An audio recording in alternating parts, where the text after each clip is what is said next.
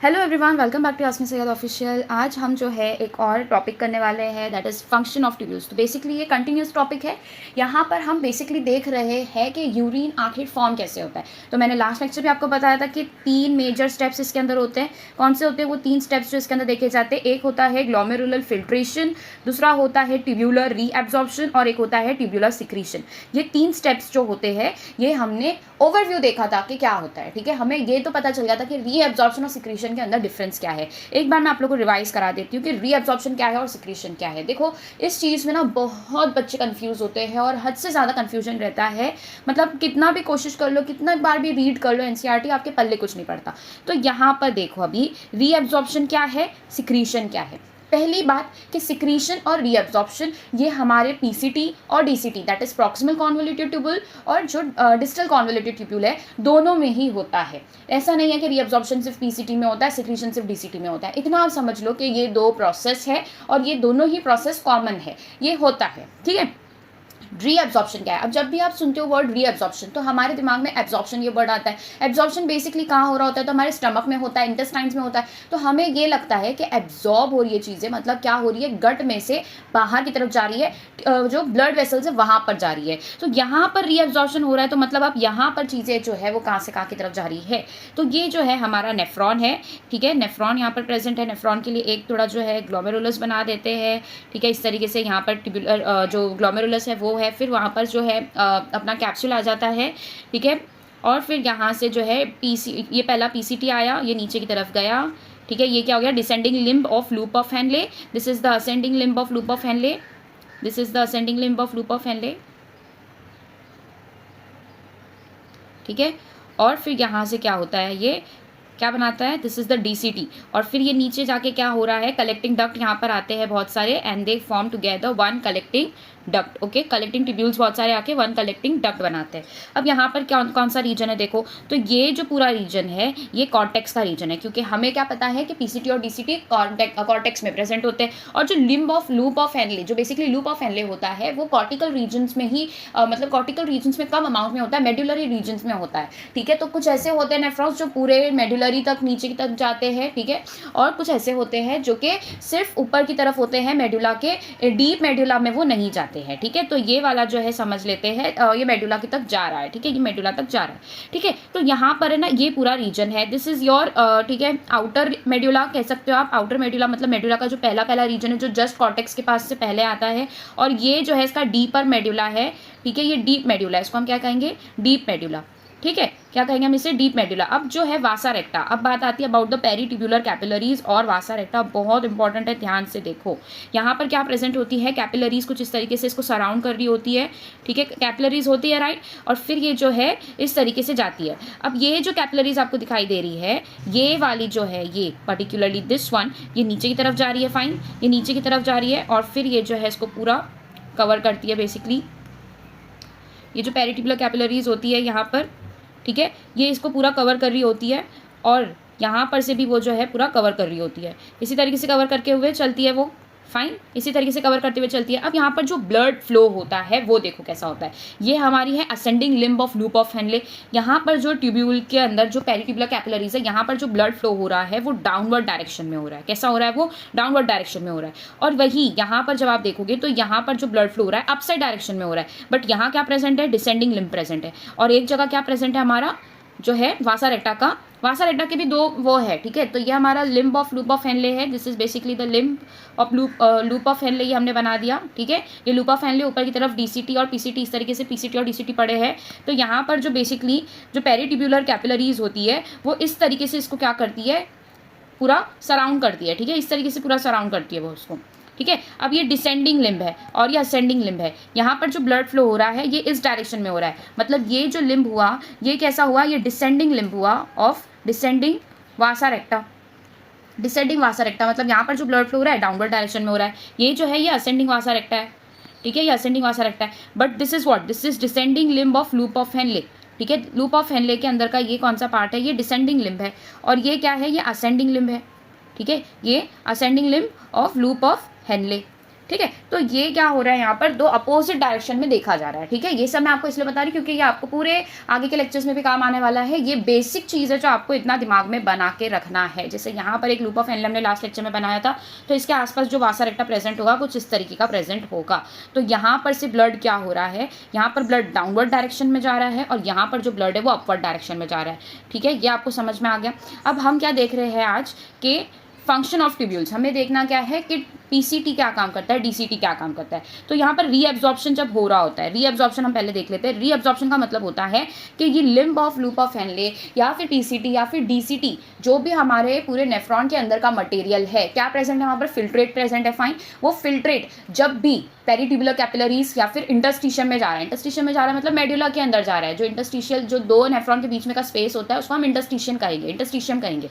तो जब भी इंटरस्टिशियम के अंदर जा रही है कोई चीज़, इंटरस्टिशियम में जा रही है या तो फिर कहाँ जा रही है, ब्लड वेसल्स में जा रही है जो कि पेरीट्यूबुलर कैपिलरीज है। यहाँ पर जब भी कोई चीज़ जा रही है, कहाँ से जा रही है, हमारे नेफ्रॉन के अंदर से जा रही है।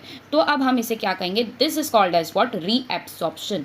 ठीक है, और जब यही ब्लड वेसल्स और यही इंटरस्टिशियम के अंदर का कोई ऐसा कंटेंट, कोई भी ऐसी जो चीज़ जो इंटरस्टिशियम मेड्यूला में प्रेजेंट है या तो फिर ब्लड वेसल्स के अंदर प्रेजेंट है और वो चीज़ जा रही है टुवर्ड्स द नेफ्रॉन, जब यहाँ का कोई मटेरियल यहाँ की तरफ जा रहा है, that is called as secretion.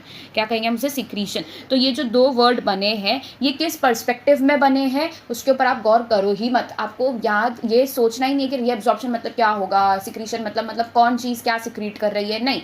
आपको सिर्फ इतना पता होना चाहिए कि सिक्रीशन मतलब वो नेफ्रॉन के अंदर जाएगा और रीएब्जॉर्प्शन मतलब नेफ्रॉन से बाहर जाएगा। इतना आपको दिमाग में लॉक कर देना है। यही डिफरेंस है रीएब्जॉर्प्शन और सिक्रीशन के अंदर। Material travelling from filtrate to the peritubular capillaries, मतलब नेफ्रॉन, फिल्ट्रेट कहाँ प्रेजेंट है, नेफ्रॉन के अंदर, वहाँ से पेरीट्यूबुलर कैपिलरीज में जा रहा है, तो that is called as reabsorption.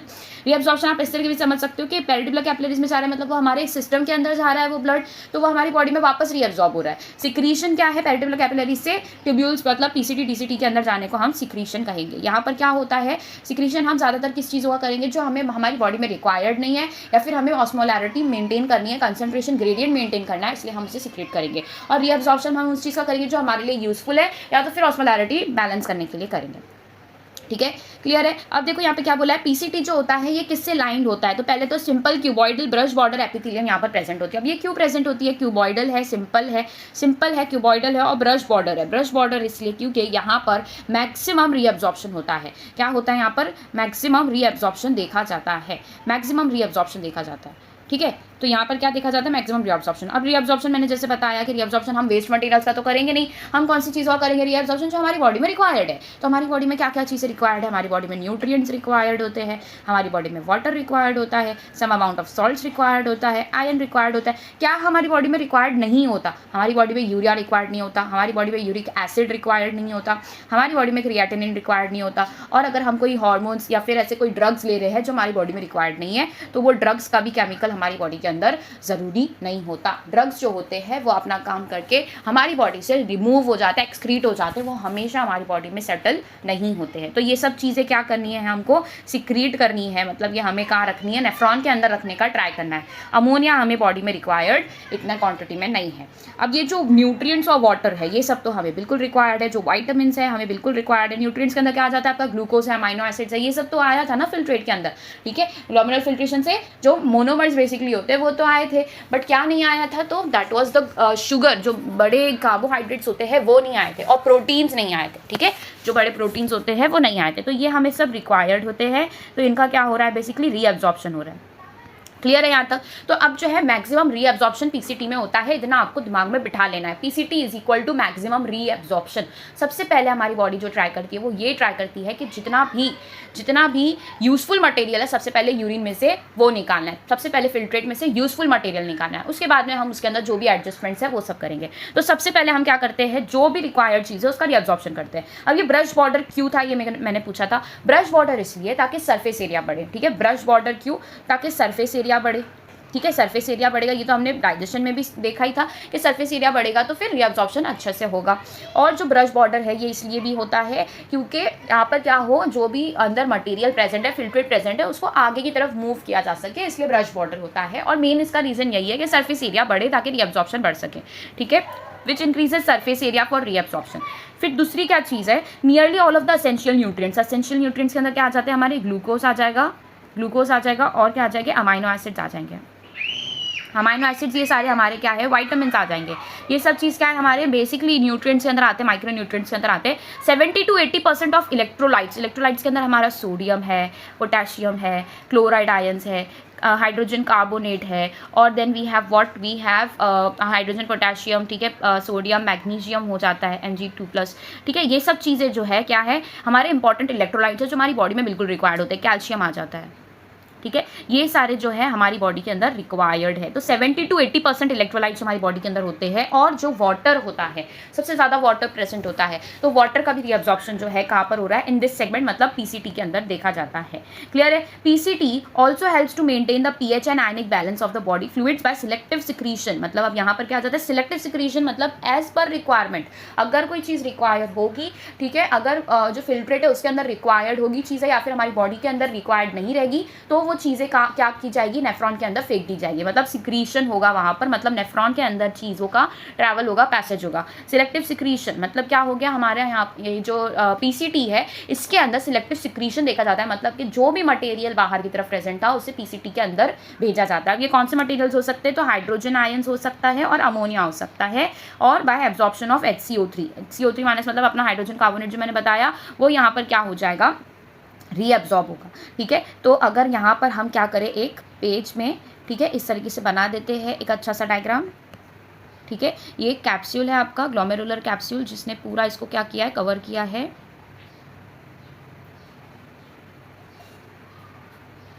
ठीक है। और यहाँ से जो भी चीज़ें हैं, ये नेफ्रॉन बना रही हूँ मैं ग्रीन कलर का, जो कि क्या होगी, यहाँ से चीज़ें, यहाँ पर क्या प्रेजेंट होगा, this will be our PCT, this is our PCT, ठीक है। ये नीचे की तरफ जा रहा है, this is your descending limb of loop of Henle. ये वापस ऊपर की तरफ आ रहा है, this is your ascending limb of loop of Henley. Fine, ये क्या है, this is ascending limb of loop of Henley.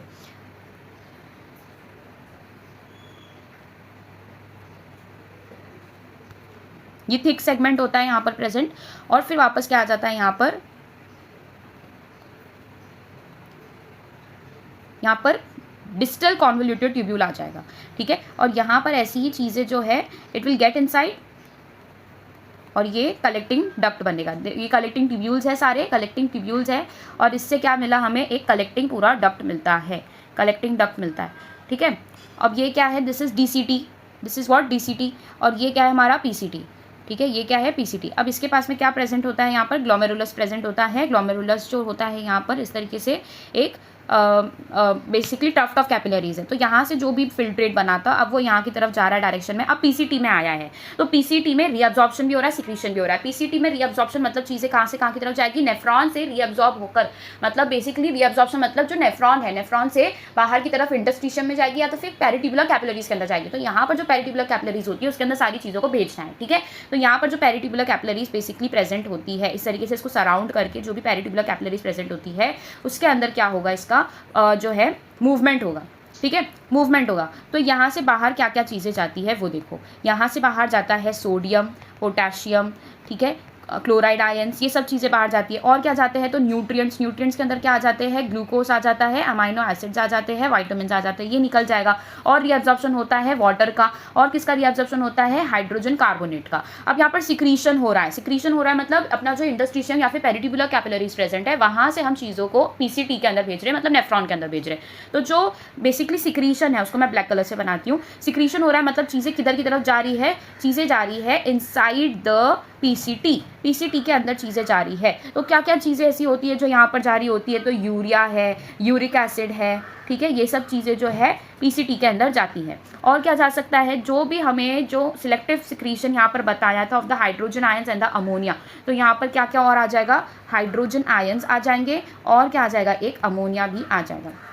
इसका क्या हुआ है, यहाँ पर सिक्रीशन हुआ है। क्या हुआ है यहाँ पर, सिक्रीशन मतलब वो पीसीटी के अंदर गया है। नेक्स्ट बात करते हैं अबाउट हेनलीज लूप। अब हेनलीज लूप का क्या केस है, देखो यहाँ पर जो है क्या हो रहा है, ये डाउनवर्ड डायरेक्शन में मूव करता है या अपवर्ड डायरेक्शन में मूव करता है, ठीक है। तो हमारा जो डाउनवर्ड डायरेक्शन में मूव करने वाली चीज़ें है, डाउनवर्ड डायरेक्शन में जब हमारा पूरा फिल्ट्रेट मूव कर रहा होता है, तो जो हमारा डिसेंडिंग लिम्ब होता है, जो बेसिकली डिसेंडिंग लिम्ब होता है, जो descending limb of loop of Henley होता है, descending limb of loop of Henle जो है, दिस इज परमिएबल और इम्परमिएबल, ठीक है, एक परमिएबल किसके लिए है यहाँ पर, ठीक है, परमिएबल होता है ये वाटर के लिए, किसके लिए परमिएबल है, वाटर के लिए। इम्परमिएबल किसके लिए है, सॉल्ट्स और आयंस के लिए ये इम्परमिएबल है, ठीक है।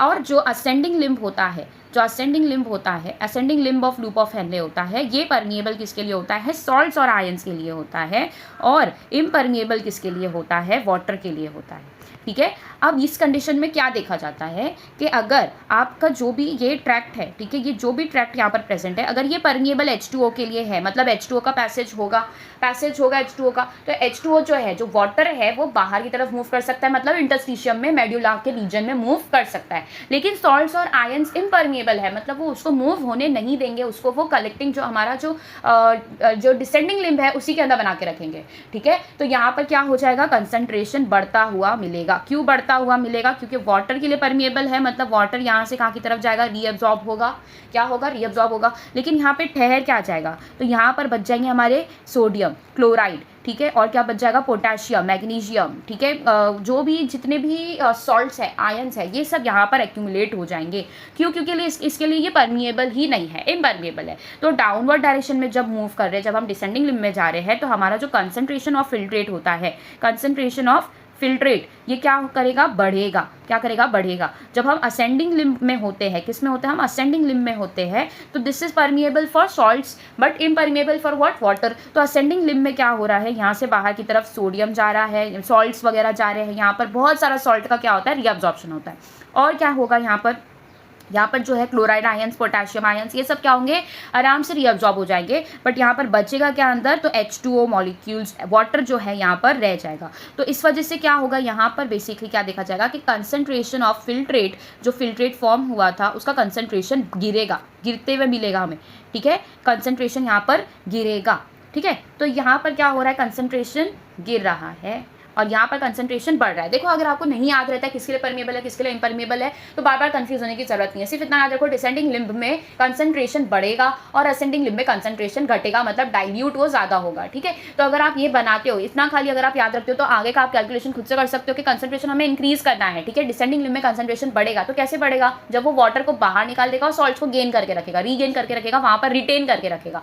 तो ये कैसे होगा, जब वो परमिएबल फॉर वाटर रहेगा और impermeable for salts and ions रहेगा। अब असेंडिंग लिम्ब में क्या हो रहा है कि कंसंट्रेशन गिर रहा है, मतलब डाइल्यूशन बढ़ रहा है, तो वहां पर वाटर कंटेंट जो है फिल्ट्रेट के अंदर ज्यादा होना चाहिए। ये कब होगा, जब यहाँ से सॉल्ट्स बाहर जाएंगे या तो फिर वाटर रिटेन होगा। ये कब होगा, जब वाटर के लिए वो इम्परमिएबल रह जाएगा और सॉल्ट्स के लिए परमिएबल होगा। सॉल्ट्स के लिए परमिएबल होगा तो वो बाहर की तरफ जाएगा, ठीक है, किधर पर, असेंडिंग लिम्ब में मैं बात कर रही हूँ, ठीक है, बाहर की तरफ जाएगा, मतलब इंटरस्टिशियम में जाएगा। तो यहाँ पर क्या प्रेजेंट होता है, बेसिकली ये इंटरस्टिशियम का रीजन है। इंटरस्टिशियम मतलब समझ में आ रहा है कि ये मेड्यूला के बीच में का रीजन प्रेजेंट है, जो हम कहाँ पर देख रहे हैं, नेफ्रॉन्स के बीचों बीच में देख रहे हैं, ठीक है। नेफ्रॉन्स के बीच में जो इंटरस्टिशियम प्रेजेंट होता है वहां पर जाएगा या फिर कैपिलरीज के अंदर जाएगा। तो this was the interstitium region, और यहाँ पर जो है सारा चीज का कलेक्शन हो रहा है जब भी कोई चीज रीअब्जॉर्ब हो रही है तो। लेकिन जब सिक्रीट हो रही है तो यही इंटरस्टिशियम में जो मटेरियल प्रेजेंट है वो यहाँ पर क्या करेगा, सिक्रीट होगा, मतलब के नेफ्रॉन के अंदर जाएगा। यहाँ तक क्लियर है। तो यहाँ पर यही देखा जाता है, वही लिखा है यहाँ पर, reabsorption is minimum, reabsorption minimum होता है इन इट्स असेंडिंग लिम्ब, मतलब कि न्यूट्रिएंट्स वगैरह इतने रीअब्जॉर्ब नहीं होते। तो फिर क्या रीअब्जॉर्ब होता है असेंडिंग लिम्ब में, असेंडिंग लिम्ब जो रहता है वाटर भी रीअब्जॉर्ब नहीं कर रहा है, तो वो क्या रीअब्जॉर्ब कर रहा है, सॉल्ट्स, आयंस, ये सब रीअब्जॉर्ब कर रहा है। This region plays a significant role in maintenance of high osmolarity of medullary interstitial fluid. अब यहाँ पर क्या होता है कि जो ascending limb of loop of Henle है, वहाँ पर सॉल्ट का कंसंट्रेशन जो रहेगा, जो सॉल्ट का कंसंट्रेशन मेड्यूला के रीजन में पाया जाएगा अराउंड असेंडिंग लिम्ब, वो ज़्यादा रहेगा। क्यों, क्योंकि असेंडिंग लिम्ब ही सारे सॉल्ट्स वगैरह जो है वो वहाँ की तरफ बाहर भेज रहा है, रीअब्जॉर्ब कर रहा है, मतलब कि वो उसे बाहर की तरफ भेज रहा है, इंटरस्टिशियम में भेज रहा है। तो इसलिए मेड्यूला का जो इंटरस्टिशियम है वहाँ पर कंसंट्रेशन ऑफ सॉल्ट ज़्यादा पाया जाएगा। मेड्यूलरी इंटरस्टिशियल फ्लूइड के अंदर ऑस्मोलैरिटी ज़्यादा करने का काम किसका है, वो है हमारे असेंडिंग लिम्ब का। तो यहाँ पर आप याद कर लो इसे कि ऑस्मोलैरिटी क्या है, कंसंट्रेशन है, ठीक है, कंसंट्रेशन ऑफ एनी सॉल्यूट या फिर कंसंट्रेशन ऑफ एनीथिंग वो अगर सॉल्यूट से बढ़ रहा है, सॉल्यूट्स अगर बढ़ रहे हैं तो ऑस्मोलैरिटी बढ़ रहा है। तो ऑस्मोलैरिटी इंक्रीज करना है in medullary interstitium. This is mainly done by what, तो असेंडिंग लिम्ब। क्यों असेंडिंग लिम्ब, आपको समझ में आया। असेंडिंग लिम्ब इसलिए क्योंकि असेंडिंग लिम्ब जो होता है परमिएबल फॉर सॉल्ट्स होता है और वो बाहर की तरफ सारे सॉल्ट्स को भेजता है, जिसकी वजह से ऑस्मोलैरिटी बढ़ती है क्योंकि सॉल्यूट कंसंट्रेशन बढ़ता है, ठीक है। Maintenance of high osmolarity in medullary interstitial fluid, क्यों बढ़ रहा है यहाँ का ऑस्मोलैरिटी, इसी रीजन से। The descending limb of loop of Henle जो होता है it is permeable to water, water के लिए परमेबल है मतलब वो वाटर बाहर फेंक सकता है in the interstitium, but almost impermeable मतलब बहुत ही कम मात्रा में वहाँ पर इलेक्ट्रोलाइट्स का रीअब्जॉर्प्शन हो रहा है, तो इलेक्ट्रोलाइट्स के लिए नियरली इम्परमेबल है। फिर दूसरा क्या बोला है, this concentrates the filtrate as it moves down, तो जैसे जैसे नीचे जाएगा डिसेंडिंग लिम्ब में वाटर सारा रीअब्जॉर्ब होता जाएगा और फिल्ट्रेट का जो कंसंट्रेशन है वो बढ़ता जाएगा। ये अगर आपको कंफ्यूज कर रहा है बेटा, पहले रीअब्जॉर्प्शन और सिक्रीशन का डेफिनेशन समझो जो मैंने स्टार्टिंग में बताया लेक्चर के, उसके बाद में आप लोग वापस से ये चीज़ समझ पाओगे। ठीक है, असेंडिंग लिम्ब जो रहती है, असेंडिंग लिम्ब जो रहती है it is impermeable to water. ठीक है, यही मैंने बताया, but allows transport of electrolytes actively या पैसिवली, तो कैसे हो सकता है यहाँ पर, दोनों वे में हो सकता है, एक्टिवली भी हो सकता है, पैसिवली भी हो सकता है। एज द कंसंट्रेटेड फिल्ट्रेट, ठीक है, as the concentrated filtrate pass upward, जैसे जैसे वो कंसंट्रेटेड फिल्ट्रेट जो ऊपर जाता रहता है वो डाइल्यूट होता जाता है due to passage of electrolytes to medullary fluid. समझ में आ गया, मेडुलरी फ्लूइड के अंदर सॉल्ट कंसंट्रेशन बढ़ा रहा है असेंडिंग लिम्ब, और फिल्ट्रेट के अंदर कंसंट्रेशन ऑफ सॉल्यूट बढ़ा रहा है डिसेंडिंग लिम्ब। अब डिस्टल कॉन्वोल्यूटेड ट्यूब्यूल जो होता है DCT, ये क्या करता है, डिस्टल कॉन्वोल्यूटेड ट्यूब्यूल सोडियम और वाटर का रीअब्जॉर्प्शन करता है, reabsorption of sodium and water takes place, और HCO3 का भी क्या होता है, रीअब्जॉर्प्शन होता है। अब यहाँ पर याद रखने वाली चीज़ क्या है, तो that is conditional reabsorption. Now what is conditional reabsorption, conditional reabsorption क्या है, कंडीशनल रीअब्जॉर्प्शन क्या है, देखो कंडीशनल रीअब्जॉर्प्शन क्या है। कंडीशनल बोला है मतलब कि कोई कंडीशंस में ही यहाँ पर रीअब्जॉर्प्शन होगा, तो यहाँ पर रीअब्जॉर्प्शन किन चीज़ों का हो रहा है, सोडियम का हो रहा है, वाटर का हो रहा है और हाइड्रोजन कार्बोनेट का हो रहा है। ठीक है, HCO3 माइनस का हो रहा है, तो यहाँ पर इन सब का रीअब्जॉर्प्शन हो रहा है। कब होगा रीअब्जॉर्प्शन इन सब का, जब हमारी बॉडी, ठीक है, H2O यहाँ पर कहाँ की तरफ जा रहा है, पेरिट्यूबुलर कैपिलरीज के अंदर जा रहा है, फाइन, तो हमारी बॉडी के अंदर वाटर कंटेंट ये बढ़ा रहा है। हमारी बॉडी में वाटर कंटेंट का रिक्वायरमेंट कब रहता है, जब हम डिहाइड्रेशन में रहते हैं, जब हम डिहाइड्रेशन में रहते हैं, जब हम डिहाइड्रेटेड हो जाते हैं तो एक हार्मोन एक्टिवेट हो जाता है जिसको हम कहते हैं ADH, that is anti diuretic hormone. ठीक है, ये नाम ही चिल्ला चिल्ला के बता रहा है कि इसका रोल क्या है। डायूरेटिक, डायूरेसिस, ये डायूरेसिस का मतलब क्या है, डायूरेसिस मतलब कि बहुत ज़्यादा क्वांटिटी में यूरिन होना। ठीक है, डायूरेसिस मतलब यूरिन के अंदर वाटर कंटेंट ज़्यादा होना, ज़्यादा यूरिन हो रही है मतलब वहाँ पर वाटर ही तो ज़्यादा है ना। ठीक है, वाटर ज़्यादा है तभी यूरिन जो होती है डायूरेसिस वहाँ पर देखा जाता है। ठीक है, तो यहाँ पर डायूरेटिक जो कंडीशन हो रही है वो कब होगी, जब डायूरेसिस कब होगा, बार बार वाटर फ्लो, यूरिन फ्लो कब होगा हमारी बॉडी से, जब हमारी बॉडी में बहुत ज़्यादा वाटर इनटेक हो रहा है, जब हमारी बॉडी में बहुत ज़्यादा वाटर कंटेंट ऑलरेडी प्रेजेंट है तब होगा। तो ये जो ADH है, ADH क्या है, एंटी डायूरेटिक है, मतलब कि जब हमारी बॉडी के अंदर वाटर कंटेंट कम होगा, हम बहुत टाइम से ट्रैवल कर रहे हैं, बहुत जगह पर हम सनलाइट के अंडर में बहुत ज़्यादा काम कर रहे हैं, हम बहुत देर से कुछ काम कंटिन्यू, कोई भी फिजिकल वर्कआउट कर रहे हैं, या फिर हम we are travelling and we are not getting any place for drinking water. ठीक है, कोई वाटर वहाँ पर सोर्सेज अवेलेबल नहीं है, तो हमारी बॉडी क्या करेगी, जितना वाटर कंटेंट हमारी बॉडी में प्रेजेंट है एटलीस्ट उसको सेव करके रखेगी। वो टाइम पर आपको ज़्यादा अमाउंट में वाटर या फिर यूरिन पास नहीं होगा, वो टाइम पर आपको ज़्यादा यूरिन नहीं होगी, क्योंकि आपके बॉडी के अंदर का ये जो मैकेनिज्म है ये ऑन हो जाता है, जो कि क्या करता है, एंटी डायूरेटिक मतलब डायूरेसिस मतलब ज़्यादा बार, ठीक है, जो यूरिन पास है वो नहीं होने देगा, एंटी है, उसके अगेंस्ट में काम करता है। ठीक है, तो ये बात हो जाती है अबाउट एंटी डायूरेटिक हार्मोन। तो जब डिहाइड्रेशन हमारी बॉडी में कंडीशन आने वाली होती है, जब हमारी बॉडी में वाटर कंटेंट कम होने लगता है, तो ये ADH एक्टिवेट हो जाता है। ये क्या होता है, एक्टिवेट हो जाता है, और यहाँ पर फिर रीएब्जॉर्प्शन होगा ऑफ H2O। ठीक है, हमारी किडनी के अंदर जितना भी H2O बना था फिल्ट्रेट के अंदर वो रीअब्जॉर्ब करना ट्राई करेगा। तो ये कंडीशनल है, अगर हम ठंडी वाले रीजन में कोई प्रेजेंट है, ठीक है, वहाँ पर जो है अगर हम ज़्यादा वाटर पी रहे हैं तो वहाँ पर हमें ज़्यादा यूरिन पास होगा, क्योंकि already we are not sweating. ठीक है, स्वेट नहीं हो रहा है, हम थक नहीं रहे, क्योंकि हम कोल्ड रीजन्स में प्रेजेंट है, विंटरी रीजन्स में प्रेजेंट है, तो वहाँ पर जो है वाटर हमें बाहर फेंकना है, तो वहाँ पर एंटी डायूरेटिक हार्मोन काम नहीं करेगा, वहाँ पर एंटी डायूरेटिक हार्मोन ऑफ हो जाएगा, जिसकी वजह से हमें डायूरेसिस होगा। ठीक है, डायूरेसिस होगा। तो जब ये बंद हो जाएगा तो यहाँ पर अगर ADH बंद हो गया तो जो हमारा DCT है वहाँ पर रीएब्जॉर्प्शन ऑफ वाटर नहीं होगा, इसीलिए यहाँ पर क्या लिखा है, कंडीशनल रीएब्जॉर्प्शन लिखा है।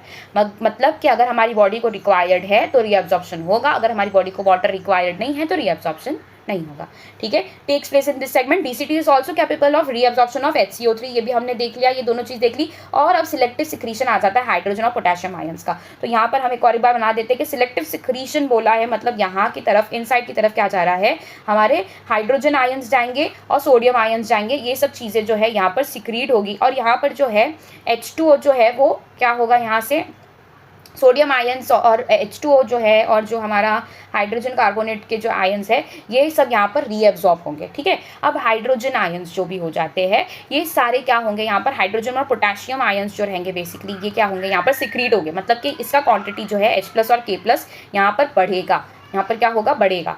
बट H2O यहाँ से कंडीशनल रिअब्जॉर्प्शन होकर H2O भी क्या होगा, रिमूव होगा, वाटर भी रिमूव होगा, ठीक है। And NH3 to maintain the pH and sodium potassium balance. अब देखो यहाँ पर सोडियम बाहर गया है, ठीक है, पोटेशियम को फिल्ट्रेट के अंदर रखना पड़ेगा और इसी वजह से हमारा जो सोडियम पोटेशियम का बैलेंस है वो बना रहेगा। और दूसरी चीज़ जो यहाँ की तरफ सिक्रीट हो रही है वो अमोनिया है। अमोनिया सिक्रीट बिल्कुल होगा, क्यों नहीं होगा, क्योंकि देखो यहाँ पर NH3 आएगा, ठीक है, ठीक है। तो यहाँ पर दोनों ही तरफ अमोनिया का सिक्रीशन क्यों हो रहा है, क्योंकि हमारी बॉडी के अंदर अमोनिया हमें रिमूव करना है, तो दोनों तरफ अमोनिया का सिक्रीशन देखा जाता है।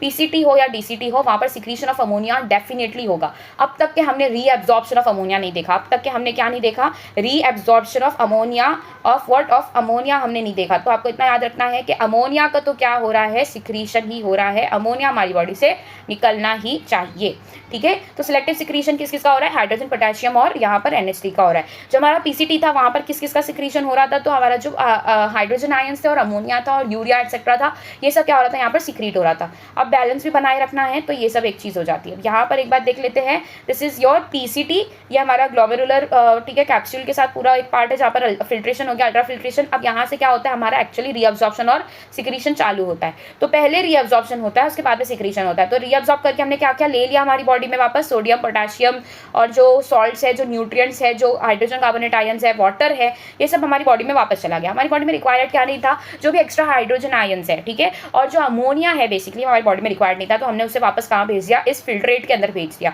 कहाँ से गया है, ये बाहर के रीजन से गया है, ठीक है, जो भी पेरिटुबुलर कैपिलरीज और इंटरस्टिशियल प्रेजेंट था वहाँ से गया। अब यहाँ पर की तरफ डीसीटी के अंदर क्या देखा जाता है, सेम वाटर और सॉल्ट का रीअब्जॉर्प्शन हो रहा है। यहाँ पे न्यूट्रिएंट्स का इतना ज़्यादा नहीं होता है, क्योंकि न्यूट्रिएंट्स जो रहते हैं ऑलमोस्ट सारे ही पीसीटी में चले गए होते हैं, ठीक है, पीसीटी से, ठीक है, हमारे बॉडी के अंदर मूव हो चुके होते हैं, रीअब्जॉर्ब हो चुके होते हैं। तो यहाँ पर इतना न्यूट्रिएंट्स का रीअब्जॉर्प्शन नहीं होता, न्यूट्रिएंट्स का रीअब्जॉर्प्शन डीसीटी में नहीं होगा, बट किसका होगा, तो सोडियम आयंस, ठीक है, हमारे जो सॉल्ट्स है, वाटर है, ये सब का होगा। अब यहाँ पर जो है सिक्रीशन किसका देखा जाता है, NH3, ठीक है, या अमोनिया जो है ये दोनों जगह सिक्रीट हो रहा है, मतलब कि हमारे फिल्ट्रेट के अंदर जा रहा है, ठीक है।